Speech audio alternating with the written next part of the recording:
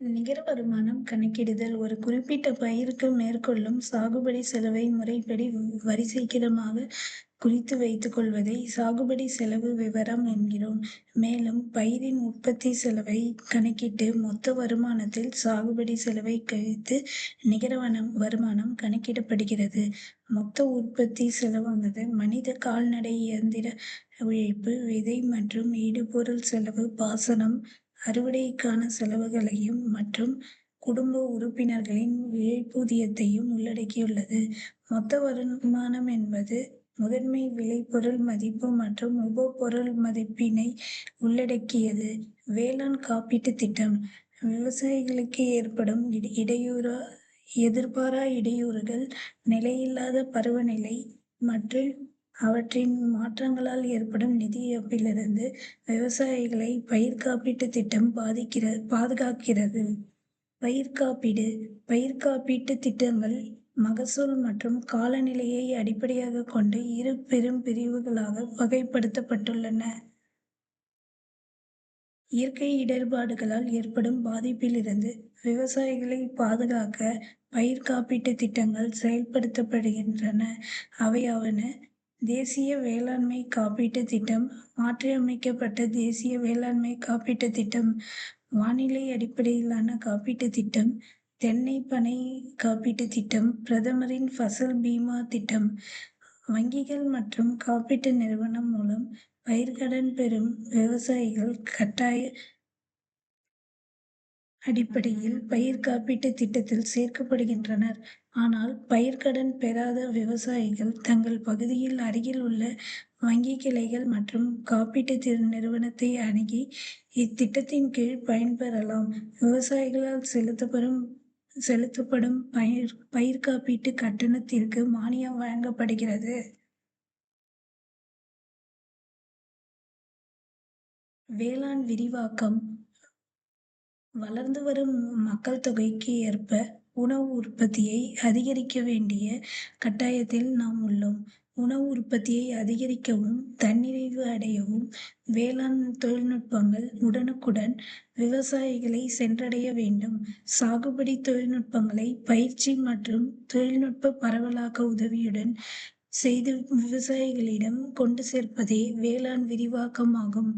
வேளாண் விரிவாக்கத்தின் குறிக்கோள்கள் வேளாண் விரிவாக்கத்தின் முதன்மையான குறிக்கோள் உழவர்கள் அறிவியல் தொழில்நுட்பங்களை பயன்படுத்த செய்வதும், அதன் மூலம் வேளாண் உற்பத்தி திறன் மற்றும் வருவாயை பெருக்குவதே ஆகும்.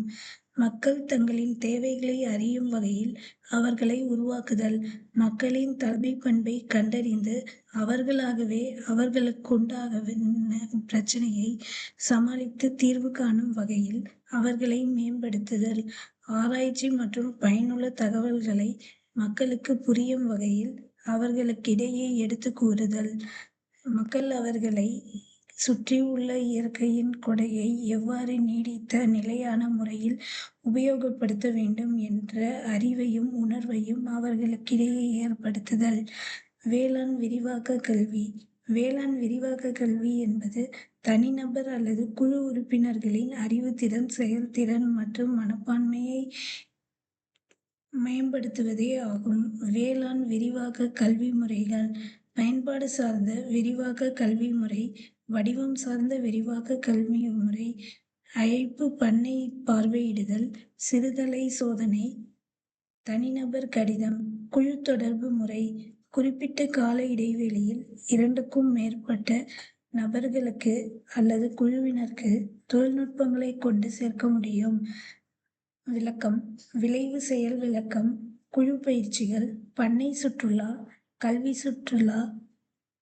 பெருந்திரள் தொடர்பு முறை குறிப்பிட்ட காலத்திற்குள்ளாக பெருந்திரள் எண்ணிக்கையிலான பயனர்களை தொடர்பு கொண்டு தொழில்நுட்பங்களை வழங்க முடியும். மேலும் இந்த முறையின் மூலம் தொலைதூரத்தில் உள்ள பயனர்களையும் உடனுக்குடன் தகவல் தொடர்பு சாதனங்களின் உதவியுடன் தொடர்பு கொள்ள முடியும். எடுத்துக்காட்டுக: வானொலி, தொலைக்காட்சி, கண்காட்சி, வேளாண் படக்காட்சி, சுவரொட்டி மற்றும் காகித அட்டைகள். வடிவம் சார்ந்த விரிவாக்க தொடர்பு முறைகள். எழுத்து வடிவம், பேச்சு வடிவம், காணொளி வடிவம். எழுத்து வடிவம் எடுத்துக்காட்டு தனிநபர் அலுவலக கடிதம். பேச்சு வடிவம் எடுத்துக்காட்டு நேரடி பயிற்சி வானொலி ஒலிபெருக்கி. காணொளி வடிவம் எடுத்துக்காட்டு தொலைக்காட்சி அலைபேசி புகைப்படம். வேளாண் விரிவாக்க மையங்கள் விவசாயிகளின் தேவைகளை பூர்த்தி செய்யும் வகையில் வட்டார அளவில் வேளாண் விரிவாக்க மையங்களை தமிழக அரசு ஏற்படுத்தியுள்ளது. மேலும் உரம், விதை ஆய்வகங்கள், இடுபொருள் உற்பத்தி மையங்கள், அரசு விதைப் பண்ணைகளும் பல்வேறு சேவைகளை வழங்கி வருகின்றன. வேளாண் அறிவியல் நிலையங்கள் விவசாயிகளுக்கு தொழில்நுட்ப பயிற்சிகளையும், புதிய பயிர் ரகங்கள் மற்றும் தொழில்நுட்பங்கள் பற்றிய செயல் விளக்கங்களையும் வேளாண் அறிவியல் நிலையங்கள் வழங்கி வருகின்றன. இந்தியாவில் மொத்தம் 731 வேளாண் அறிவியல் நிலையங்கள் செயல்படுகின்றன. உழவர் தொலைபேசி சேவை மையம் தகவல் தொடர்பு முறையை வேளாண் தொழில்நுட்பத்திற்கு பயன்படுத்தி விவசாயிகளுக்கு செய்திகளை வழங்க முடிவு செய்யப்பட்டு நாடு முழுவதும் பரவலாக்கப்பட்டுள்ளது.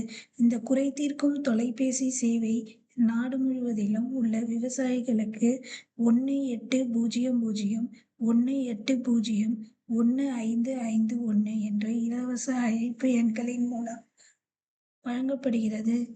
இது முதலில் 21 ஜனவரி மாதம் 2004 அன்று ஆரம்பிக்கப்பட்டு 10/6/2004 முதல் இந்த சேவை காலை 6 மணி முதல் இரவு 10 மணி வரை செயல்படுகிறது. இதை பயன்படுத்தி விவசாயிகள் பயன்பெறலாம்.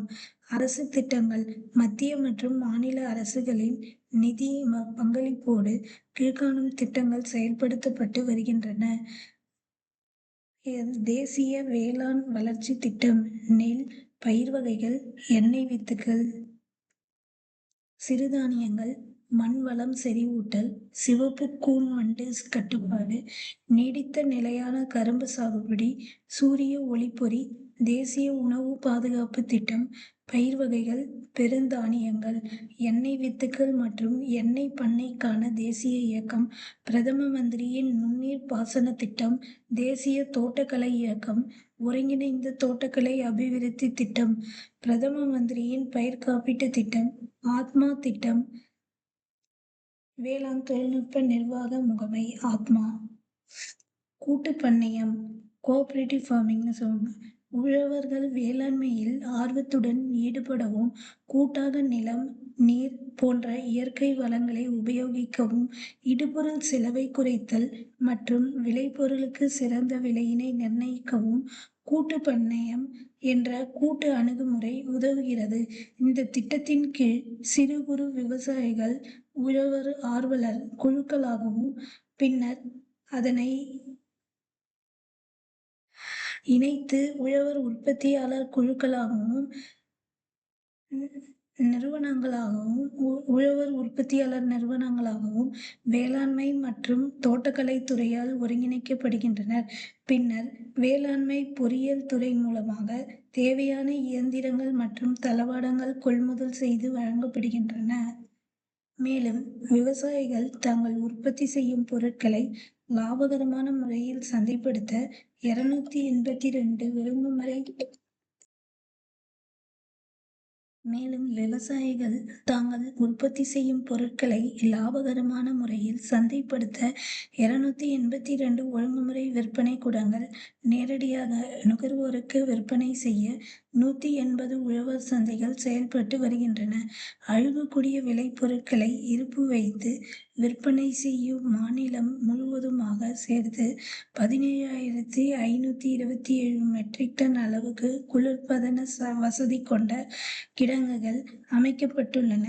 நாளொன்றுக்கு சராசரியாக ரூபாய் 8.26 கோடி மதிப்புள்ள 2000 மெட்ரிக் டன் காய்கனிகள்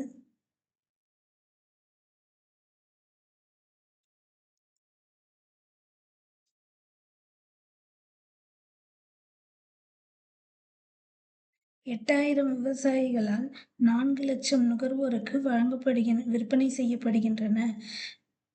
வேளாண் வளர்ச்சிக்கும் மேம்பாட்டிற்கும் பெரிதும் உதவி புரியும் இரு பெரும் துறைகள் விரிவாக்கம் ஆகும்.